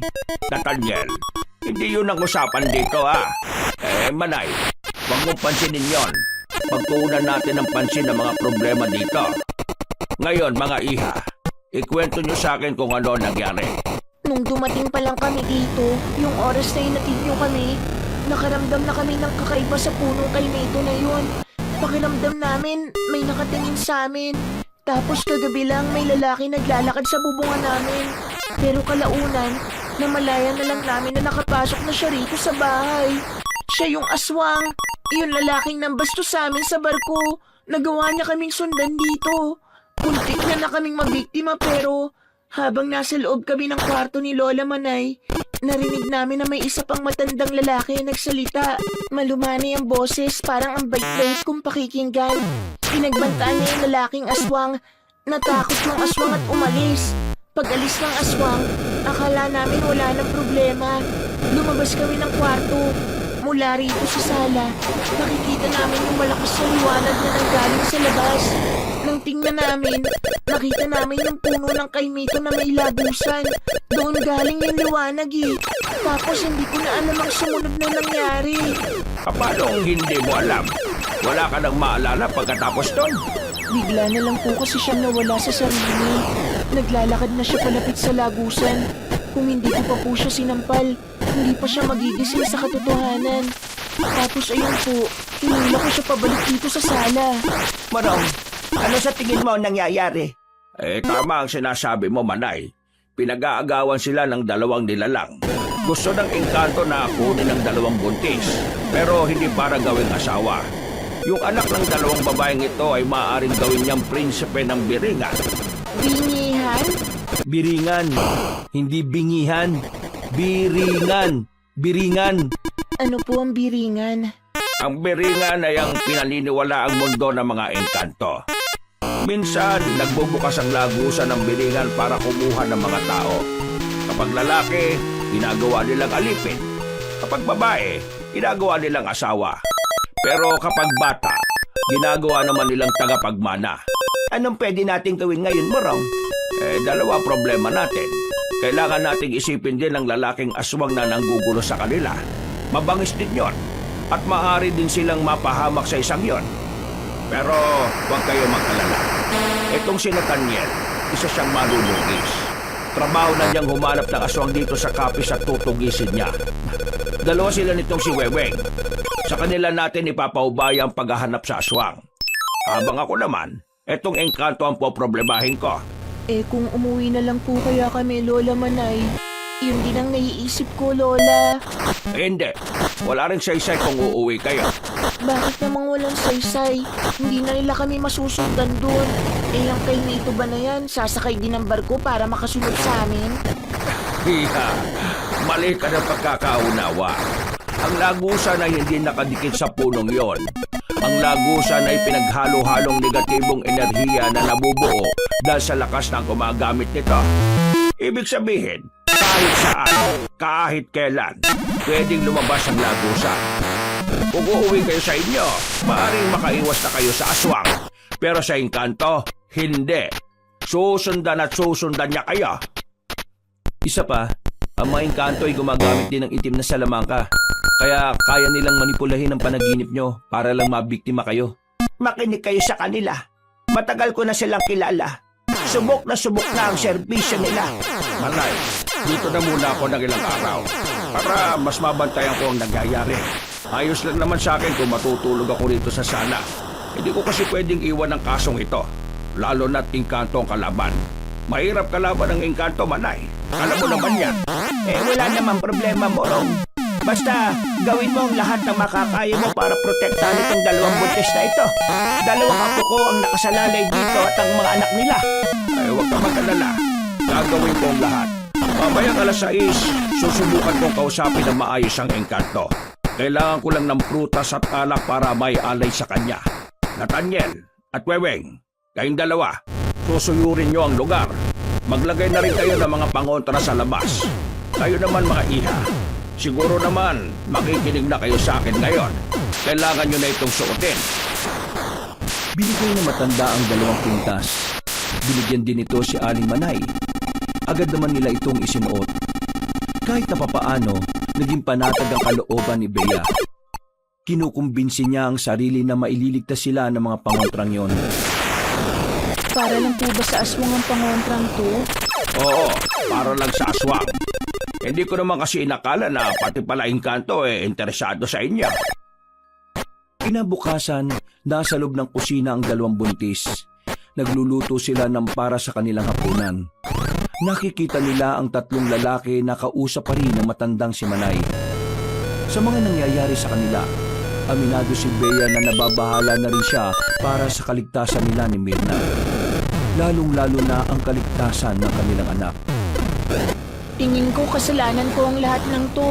Bakit mo naman naging kasalanan? Kung ano-ano na namang iniisip mo. Kung hindi tayo nagpunta rito, wala sanang aswang, wala sanang engkanto. Nadamay ka pa. Ano ka ba naman? Choice ko naman na sumama sa'yo. Isa pa, wala namang may gusto nang nangyayari. Lahat tayo hindi alam na mangyayari to. Pero hindi mo pa rin maikakaila na dahil sa pagpunta natin dito, nalagay ang buhay natin sa alanganin. Pambihira naman kasi. Wala naman kasi yung kay Nito na yan nung bata pa ako eh. Bata ka pa nun, Beatrice. 30 ka na ngayon. Ang tagal na nang huli ka nakarating dito. Kumusta naman ang tiyan mo? Tingin ko malakas ang anak ko. Sa lahat ng stress na dinadanas natin ngayon, ayos lang siya. Mas nakaka-stress pa yata ito kaysa sa mga asawa natin eh. Naku, malalagpasan din natin to. Ikaw, kumusta ka naman at ang baby mo dyan sa tummy mo? May time na galaw siya ng galaw. Nararamdaman niya yata na may nangyayaring hindi maganda. Hinawakan na lamang ni Mirna ang kanyang kamay at umiti ng malapad. Kahit na papaano ay gumaan na rin ang pakiramdam ng babae. Makalipas lang ang ilang oras ay sumapit na rin ang 6:00 ng gabi. Umalis na ang 2 binata para hanapin ang aswang, habang si Mang Morong naman ay pinuntahan na ang harapan ng punong kay Mito. Dala-dala nito ang pagkain na niluto ng 2 buntis. Lola, magiging epektibo po kaya kung kakausapin niya yung engkanto? Yan ang hindi natin alam. Pero susubukan na lang natin. Baka lang makuha sa ganyan. Ayos lang po ba siya? Hindi po ba siya mapapahamak? Matagal na niyang ginagawa yan. Sanay na siya sa ganyan. Kaya huwag niyo siyang alalahanin. Eh, yung 2 niyang apo, ayos lang kaya sila? Sinatan yan. Lihitimong pumapatay ng aswang yon. Kilala yon sa kabilang baryo kasi nung nakaraan, may pinatay siyang isang aswang. Tik-tik yata yun o wak-wak. Basta ganon. Biyasa yon si Nathaniel. Isa pa, 2 naman sila ni Weweng. Lumabas sila ng sala. Sumilip sila kay Mang Morong. Nakita nilang nagsasalita na ang matandang lalaki. Sinisimulan na kasi nito ang makipag-ugnayan sa engkanto. Maya-maya lang din, nakita nilang napatayo na si Mang Morong. Nanlaki ang kanilang mga mata nang makita may kumikislap sa katawan ng puno. Hindi na nagsayang ng sandali si Mang Morong. Agad itong umalis doon. Morong, yung ilong mo dumurugo. Ano pong nangyari? Nakausap niyo po ba? Oo, nakausap ko. Lalayuan niya na ba kami? Hindi siya lalayo. Nagalit siya. Nagalit siya sa akin. Ang sabi niya huwag daw ako makialam. Kailangan niya raw ang 2 tagapagmana. Kaya yung mga anak ninyo, yun ang punteriya niya. Diyos ko naman. Manay, mukhang hindi siya madaraan sa mabuting usapan kaya kailangan ko na rin gumamit ng kapangyarihan. Ha? Teka, ikaw? May kapangyarihan? Ano ba to? Nasa pelikula ba tayo? May kapangyarihan din ang mga albularyo? Iha, meron kaming tinatawag na anting-anting. Ang anting-anting ay nagtataglay ng iba't ibang kapangyarihan. Depende kung anong abilidad nito. Kailangan ko na itong gamitin. Malakas ang engkanto. Gumagamit ng itim na kapangyarihan. Kaya tatapatan ko siya ng kapangyarihan na sa liwanag. Hindi ko po alam ang mga sinasabi niyo pero gawin niyo po ang lahat. Hindi ko kayang mawala ang anak ko. Ako rin, hindi ko kakayanin kapag may nangyaring masama sa anak ko. Huwag kayo mag-alala. Akong bahala. Sige na, pumasok na kayo sa loob. Huwag kayong aalis ng bahay hanggat hindi ko sinasabi ha. Naintindihan niyo ba ako? Naiintindihan po namin. Bumalik na sila sa loob ng bahay. Ang matandang si Mang Morong naman ay nasa labas lang. Inihahanda ang sinasabi nitong anting-anting. Napapalunok na lamang ng laway si Bea sa mga pagkakataong yon. Kinakabahan siya. Nababahala sa maaaring mangyari. Muli, ipinagdasal na lamang niya sa Diyos na sana walang mangyaring masama sa matanda. Ganon din sa 2 binata na si Nathaniel at si Weweng. La, ano pong ginagawa ni Mang Morong? Hindi ko rin alam. Pero palagay ko, nagri-ritual siya. Ritual? Oo, ritual. Ang ritual ginagawa ng mga kagaya niya. Sabi nila, nakakatulong daw yan sa maraming bagay. Lalo na sa pakikipaglaban nila sa mga kakaibang nilalang. Maya-maya ay biglang may kumatok sa pintuan. Nathaniel, Weweng, anong balita? Tapas lang niyo na ba ang aswang na yon? Hindi pa nga eh. Hindi namin siya mahanap. Hindi rin naman gumagana ang langis ng lana. Hindi ko alam kung bakit no eh. Paano hindi gumagana? Malabnaw siya. O sige, lumito na muna kayo. Nararamdaman ko yung engkanto. Gagawa na siya ng paraan para makuha yung gusto niya. Kaya makinig kayo lahat sa akin. Kapag hindi ko kinaya ngayong gabi, aalis muna tayo sa bahay na ito. Akala ko ba masusundan niya rin tayo kahit saan? Oo, pero mas malakas siya rito sa lugar na ito dahil dito ang pinakalagusan niya patungo sa Biringan. Aling Manay, mawalang galang na po pero saan ba nagmula yung engkanto na yan? Noong nakaraang taon lang naman biglang nagkaroon ng nilalang sa punong yan. Kasi nitong nakaraan, balak na namin ipaputol yan eh. Ang kaso, yung mga magpuputol sana, Sinabi nila na may naninirahan daw sa punong yon. Kaya ayun, hinayaan namin. Ang sabi naman nila, inkantong puti raw. Hindi siya inkantong puti. Nagpapanggap lamang siyang mabuti para mas madaling lumapit ang mga tao sa kanya. At para maging kampante rin ng mga nasa paligid. Kayong dalawang buntis, pumasok kayo sa loob ng silid ng lola ninyo. Manay, doon na muna kayo. Nararamdaman ko, palabas na siya ulit. Hindi ko na maintindihan kung sino ba talaga ang kalaban natin dito. Naguguluhan na ang utak ko. Bea, dalawa nga ang problema natin dito. Yung aswang at yung engkanto. Isipin nyo na lang na ganun kayo kaganda. Pinagkakagulan kayo ng dalawang magkaibang nilalang. Lola naman, hindi naman po ito yung tamang pagkakataon para magbiro ng ganyan. Pinagagaan ko lang naman ang pakiramdam ninyo. Pues hindi siya gumaan. Bea, lola niya. Hindi, ayos lang Mirna. Hayaan mo siya. Natigilan ang kanilang pag-uusap nang makarinig sila ng malakas na kalabog. Kasunod noon ay ang pagsigaw ni Mang Morong. Aling Manay! Lumabas kayo dyan! Aalis tayo ngayon! Nagulat sila nang makita nila si Mang Morong na may dugo na naman sa ilong. Inaalalayan lang ito ng lalaking si Weweng. Diyos ko, anong nangyari? Mamaya na ako magpapaliwanag. Tara na, umalis na tayo habang naisara ko pa ang lagusan niya. Kahit na buntis ay naunang tumakbo palabas ng bahay si Bea at Mirna. Sumakay na kaagad sila ng van. Bago sila umalis, nakita pa nila ang matandang lalaki na nagliliwanag. Nakatayo lang yun sa gilid ng puno at parang may pumipili doon na makaalis. Weweng, ingat sa pagbabaneho ha! Baka mamaya sabay-sabay tayong mamatay. Wala kang dapat di maglalalo. Biyasa yata ito. Ano po bang nangyari kanina? Malakas eh. Malakas yung engkanto doon. Hindi ko matansya. Kaya ang ginawa ko, ginamitan ko na muna siya ng ritual. Hindi siya makakaalis pansamantala sa kinalalagyan niya. Kakaiba yung engkantong yun. Hindi siya basta engkanto lang. Hari siya ng isang angkan sa biringan. Anong ibig sabihin nun? Kapag hari, malakas talaga. Mas marami siyang kayang gawin kumpara sa pangkaraniwang engkanto. Saan ang punta natin ngayon nito, Morong? Doon na muna kayo sa amin. Huwag kayong mag-alala.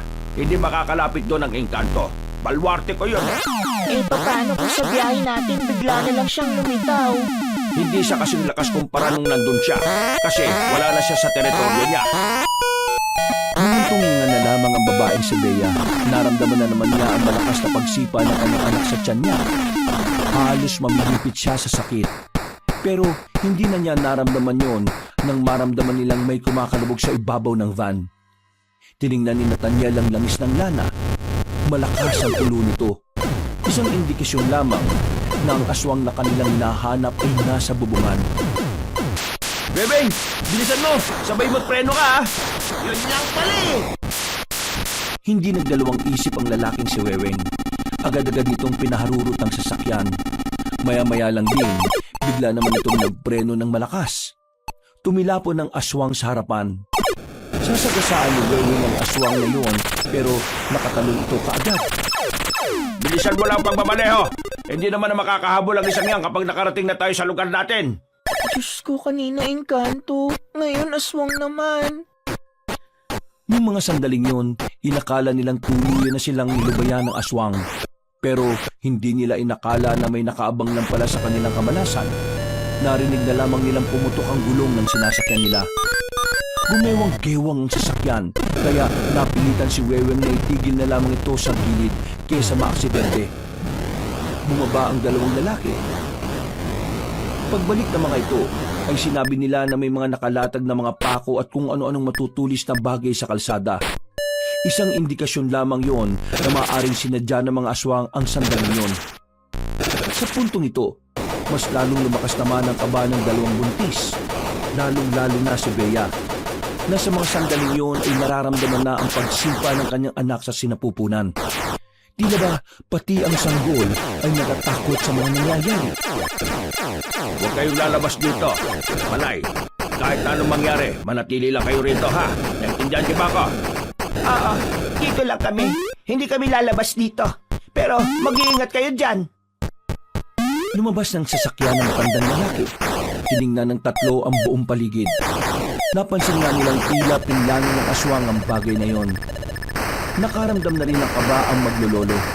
Alam nila na sa oras na yon, mas magiging mahirap para sa kanila ang mga mangyayari. Dahil ang kanilang kutob, hindi lang naman nag-iisa ang mga aswang na kanilang makakaharap. Lola, ayos lang po ba sila? Bakit narinig ko, hindi lang isang aswang yung makakalaban nila? Eh di ba isa lang naman yung kanina? Yun yung sinasabi ko sa inyo nung nakaraan. Maaring marami pang mga aswang dito sa Capiz pero naghahanap pa lang sila ng tamang pagkakataon para lumabas. At parang palagay ko, para sa kanila, ito na ang tamang pagkakataon. Halos 2 minutong tahimik lang ang paligid. Ang tanging maririnig lamang nila ay ang mga kuliglig sa paligid. Mga ilang sandali lang, nakita na rin nilang may mga aswang nang lumabas mula sa likuran ng nagtataasang puno.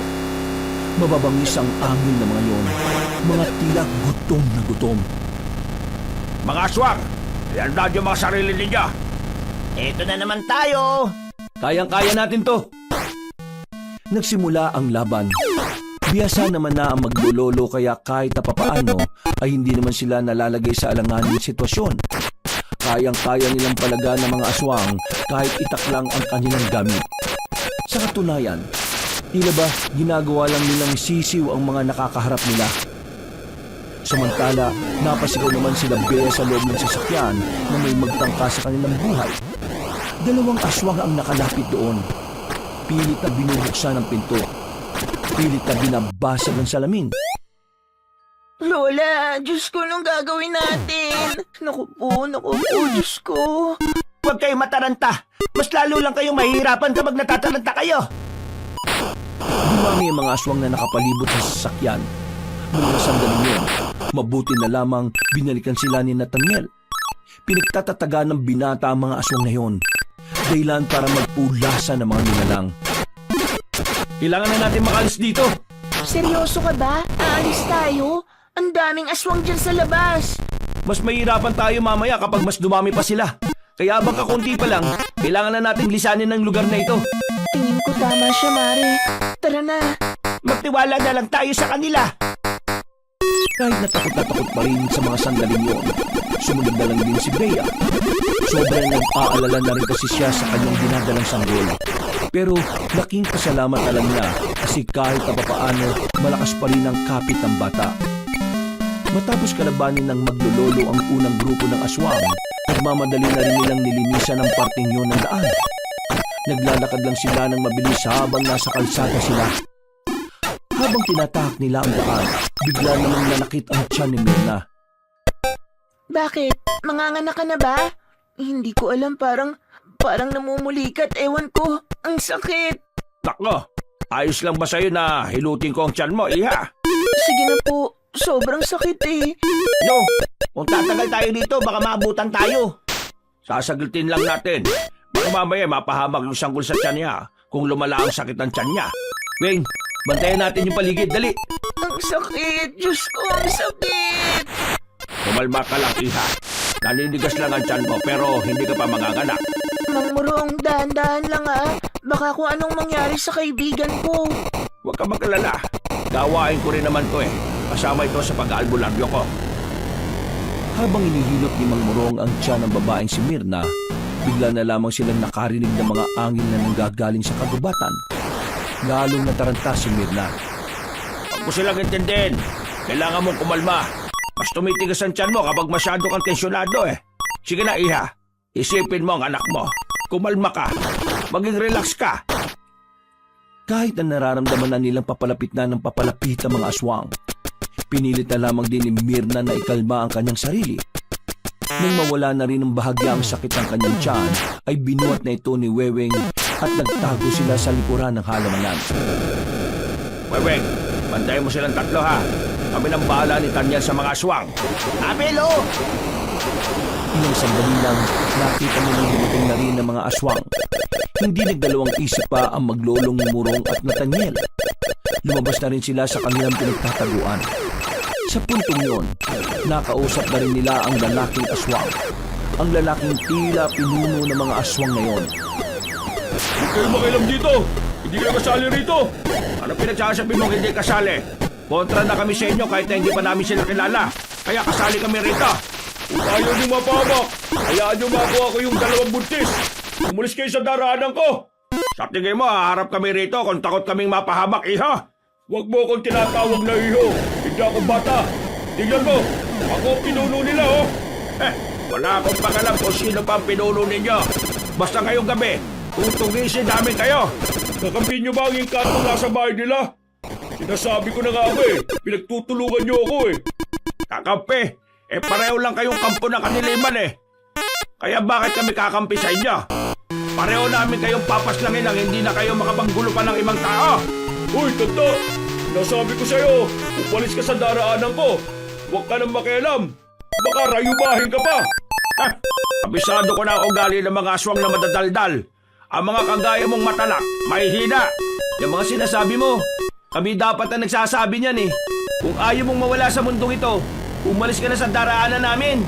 Masyado ko'y matatapang Akala niyo siguro siya mambuhay niyo Pwes, wala akong pakialam. Mamamatay kayo ngayong gabi. Noong mga sandaling yon, ay nakita na lamang nilang nagbabago na ang anyo ng lalaki. Sa puntong ito naman, inilabas na rin ni Nathaniel ang anting-anting nito na kumikinang.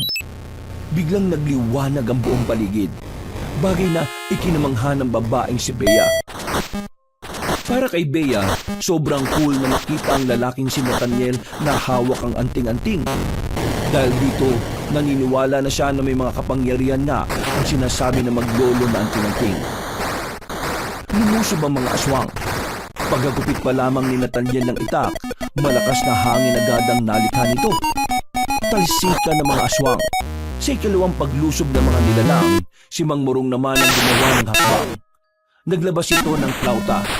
Nang patugtugin ito na matanda, tila na nakitang tenga ng mga kalaban nila. Dahilan para makakuha ng tamang pagkakataon si Nathaniel na tapusin ang mga yun. Dahil sa anting-anting, mabilis ang pagkilos na nagawa ng binata. Hindi na namalayan ng mga aswang ang kanyang galaw. Pinagpapapas lang niya ang mga aswang gamit ang kanyang nagliliwanag na itak. Wala pang 5 minuto, nakabulagtad na ang mga yon. Lola, bakit ganun yung itak niya?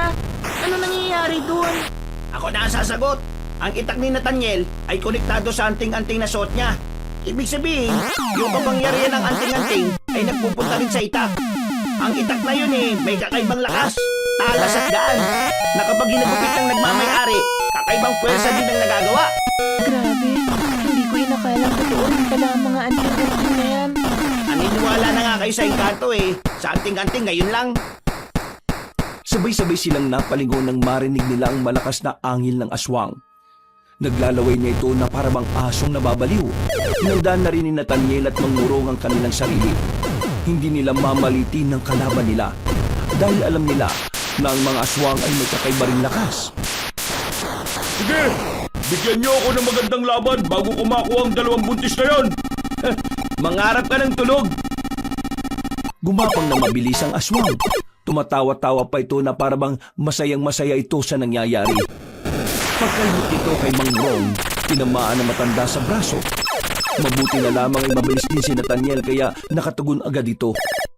Hinagupit niya ang aswang ng kanyang itak. Sa bilis ng kanyang kilos ay hindi na nakailag pa ang kanilang kalaban. Tinamaan na niya yon sa balikat, pero parang hindi naman yon ininda ng aswang. Patuloy pa rin ito sa pag-atake. Hanggang sa tuluyan na ng tinamaan si Nathaniel at mabuti na lang din ay daplis lang ito. Ano? Kinakabahan na ba kayo? Bakit parang bumabagal kayong dalawa? Kasi meron na kayong tama. Pahihinang nila lang. Umaaray kagad sa maliit na sugat. Ay naku, ang dami mong daldal. Tingnan natin kung kakayanin mo itong gagawin namin. Masyado lang madaldal ang isang ito Oras na para tapusin natin ang buhay ng isang ito at nang makapagpahinga na rin siya. Sabay na ginamit na maglolo ang kanilang anting-anting. Nagkaroon na naman ng liwanag na siyang sumilaw sa aswang. Sa mga pagkakataong ito, nakita ng aswang ang biglang pag-ikot ng paningin nito. Ano nangyayari sa akin? Anong ginawa niyo sa akin? Kapag pinagsama ang anting-anting namin dalawa, makakabuo ito ng isang ilusyon na talagang mag-aalis sa iyo sa katinoan. Sa paningin mo, marami kang katapat at kalaban. iisipin mo rin na kami ang pinakamalakas. Kaya umanda ka na, aswang. Dahil ang taktika na ito ay para talaga sa mga aswang na kagaya mo. Hindi makagalaw ng maayos ang aswang. Gegewang-gewang ito. Tutumba-tumba rin kapag sinusubukan makatayo. Paglapit ni Nathaniel sa aswang, agad niya itong hiniwa ng malakas sa dibdib. Itatarak na sana niya ang itak nang biglang makaramdam sila ng kakaiba. Lo, anong nangyayari? Bakit parang ang bigat-bigat ng pakiramdam ko? Yung kamay ko, hindi ko maigalaw na maayos. Nandito na siya. Napalingon silang lahat sa puno ng mangga na nasa gilid. May tila portal na nagbukas doon at iniluwa ang matandang engkanto. Nagliliwanag din ang buo nitong katawan. Sa mga pagkakataong ito, tila nanginginig na ang buong katawan ng maglolo. Ramdam na ramdam nila ang galit ng engkantong matanda. Diyos ko, Bea. Ayun na yung engkanto. Huwag kayo maingay. Doon siya lumabas. Ibig sabihin, hindi niya alam kung nasaan kayo. Manahimik kayo. Pinakinggan na lamang nila ang sinabi ng lalaking si Weweng.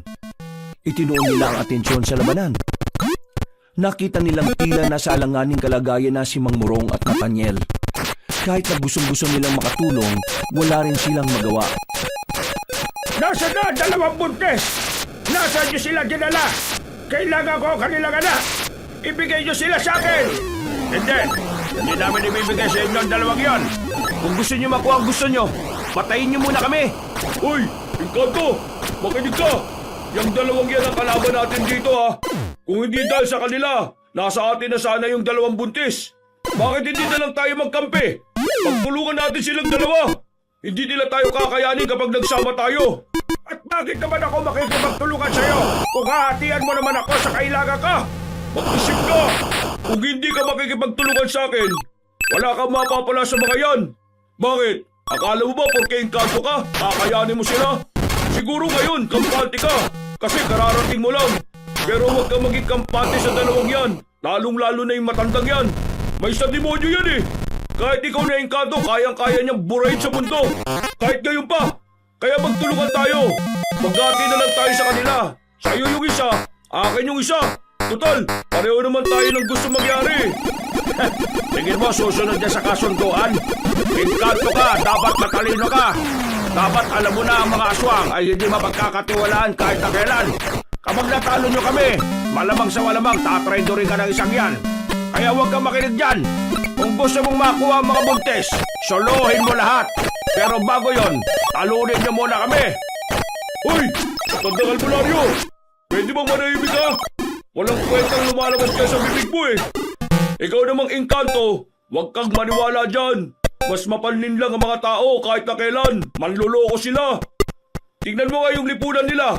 Ang daming babaero at manluloko. Ang daming magnanakaw. Ang daming kurakot. Lahat ng mga yan manluloko.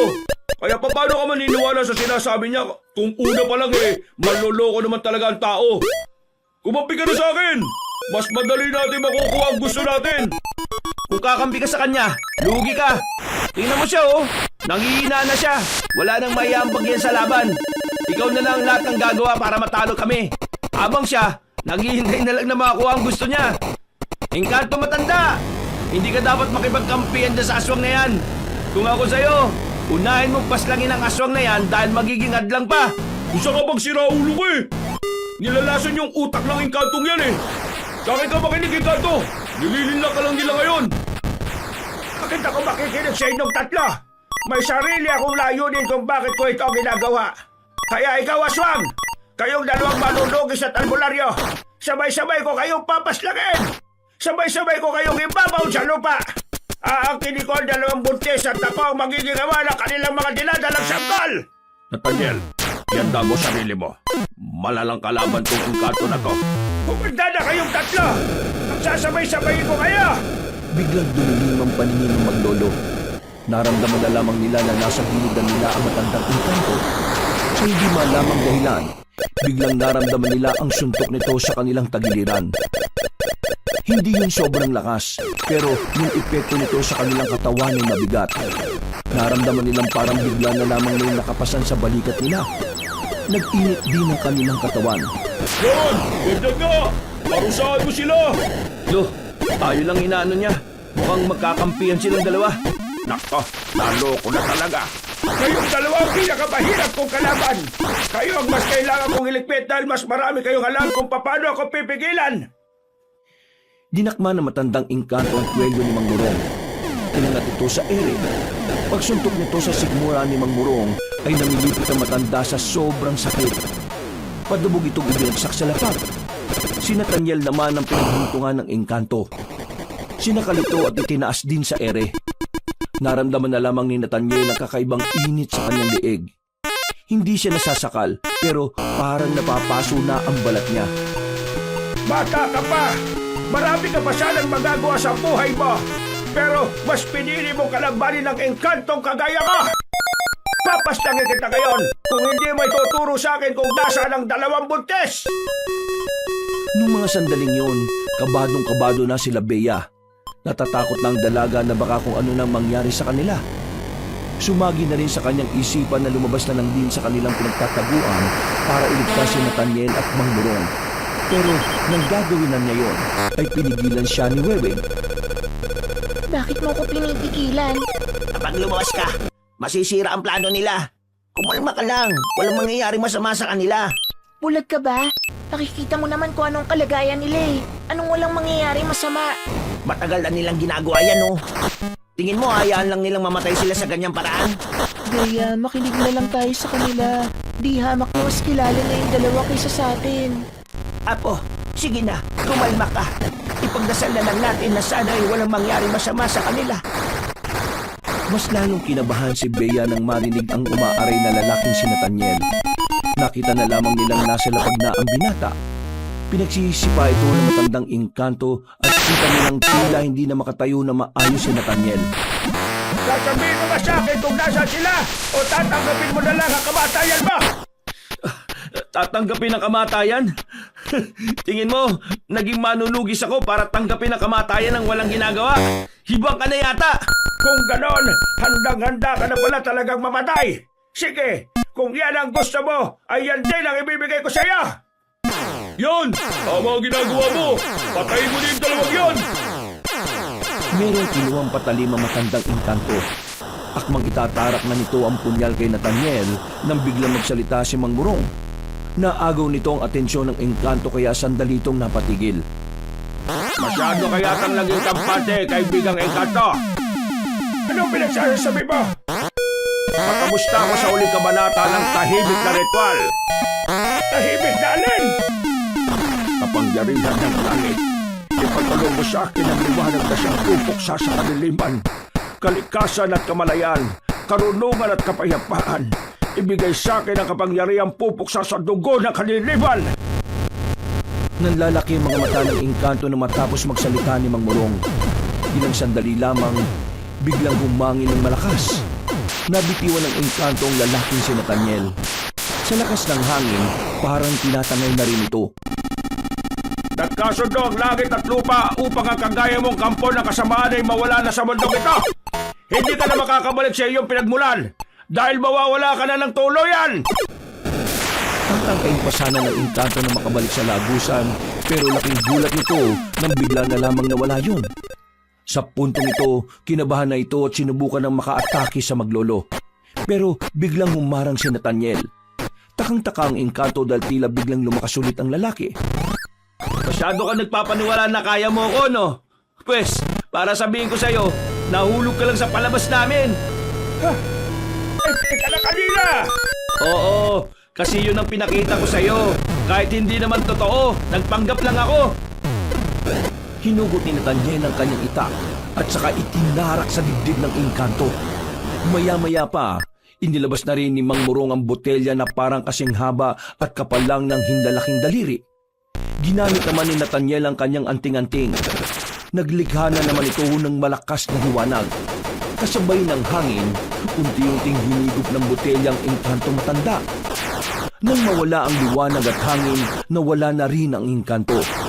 Naipasok na ito sa botelya. Inilapag ni Mang Murong ang botelya sa lapag at saka inapakan para basagin. Engkanto ka lang! Anak kami ng liwanag! Ayun, nagawa natin, Lo. Magaling! Mahusay ka po! Pero nawala yung aswang. Nakatakas siya. Kailangan ko siyang hanapin. Huwag na muna. Mas kailangan natin makapagpahinga, lalong-lalo na ang dalawang buntis na kasama natin. Nang masigurong wala ng panganib, lumabas na rin sila Bea at nilapitan ng maglolo. Nakahinga na rin sila ng maluwag. Nawala na rin ang kanilang pagkabahala.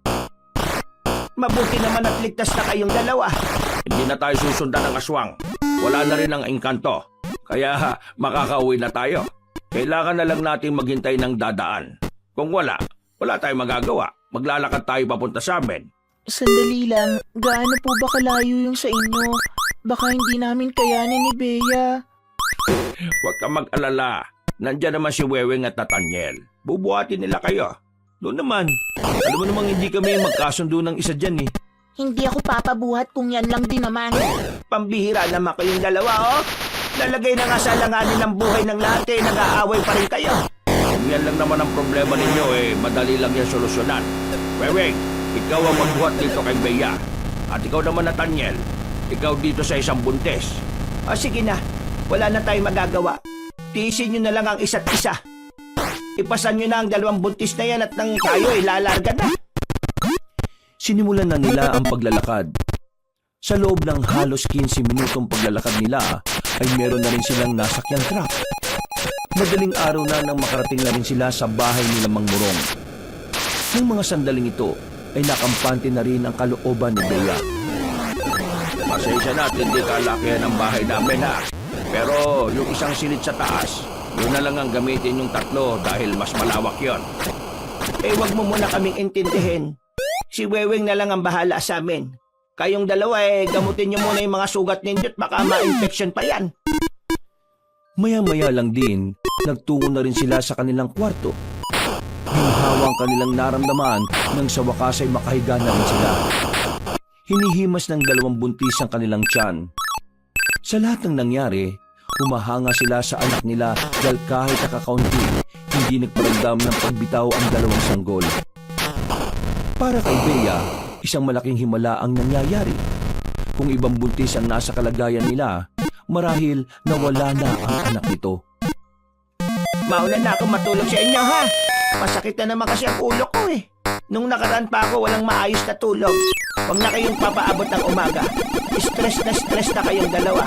Baka mamaya maka-apekto na yan sa anak ninyo. Sige po, La.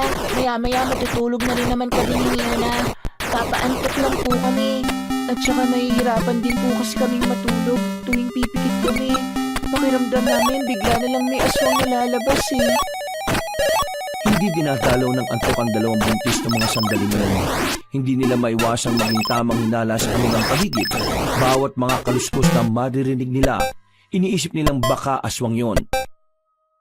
Saan ka pupunta? Ba't babangon ka pa? Akala ko matutulog na. Natatai ako, Mirna. Pwede bang tumae rito sa higaan? Sige na, umalis ka na. Nagmamadali silang lumabas. Buti na lang ay nakasalubong niya si Nathaniel. Kahit na medyo inis siya sa lalaki, ay nagpasama na lang siya rito. Malapit nang matapos ang babae nang makarinig siya ng palabog sa labas. Nandito yung aswang! Naalarma ang babae. Dali-dali siyang naghugas ng kanyang puwet. Paglabas niya, nakita niya si Nathaniel na nakaupo na habang hawak-hawak ang tagiliran. May tumutulong dugo roon. Napatingin naman sa kanya ang aswang. Akmang tatakbo na siya papalapit kay Nathaniel nang biglang humarang ang nilalang. Naglalaway ito habang nakatingin sa kanyang tiyan. Saan ka pupunta ha?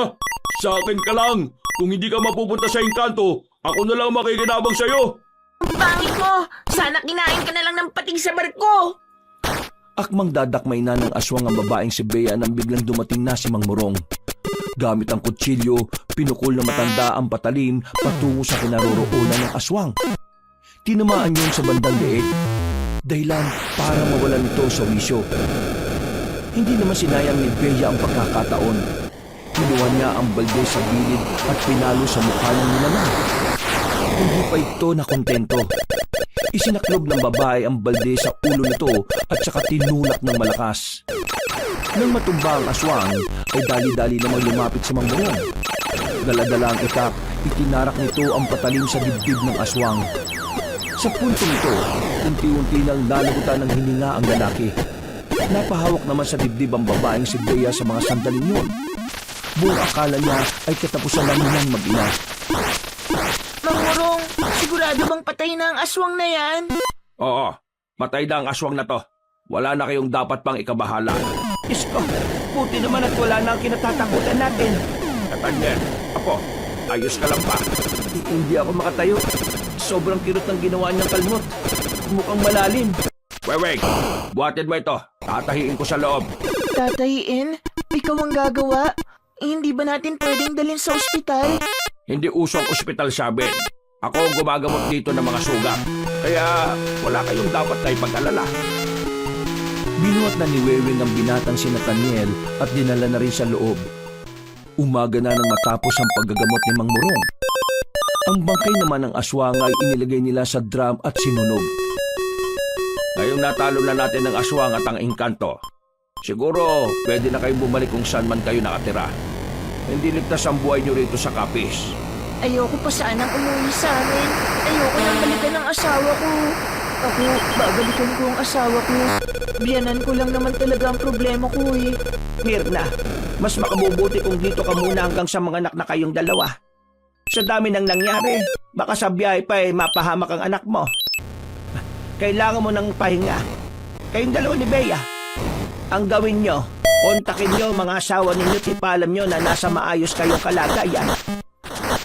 Tumango na lamang ang dalawang babae. Mga ilang oras lang ang nakalipas, kinausap nila ang mga asawa nila sa telepono. Si Mirna, nakasundo sila ng kanyang asawa na uuwi lamang ito kapag hindi na makikialam ang biyanan. Habang si Bea naman, tuluyan na siyang nakipaghiwalay sa kanyang asawa. Hindi na niya kaya pang tiisin ang pagiging walang kwenta ng lalaking noon. Mabilis na lumipas sa mga buwan. Nanganak na si Bea at Mirna. Parehong lalaki ang kanilang anak. Malusog at wala man lang kahit na anong problema. Sa palagay nila, isang malaking himala para sa kanila ang pangyayaring yon.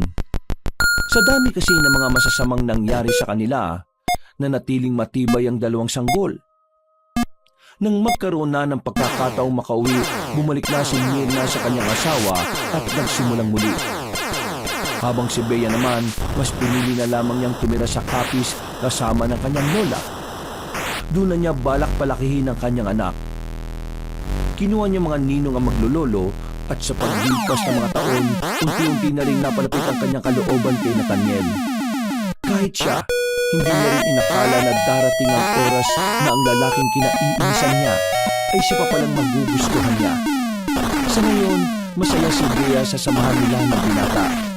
Nagpapasalamat siyang tinanggap siya nito ng buong buo at walang halong panghuhusga. Wakas!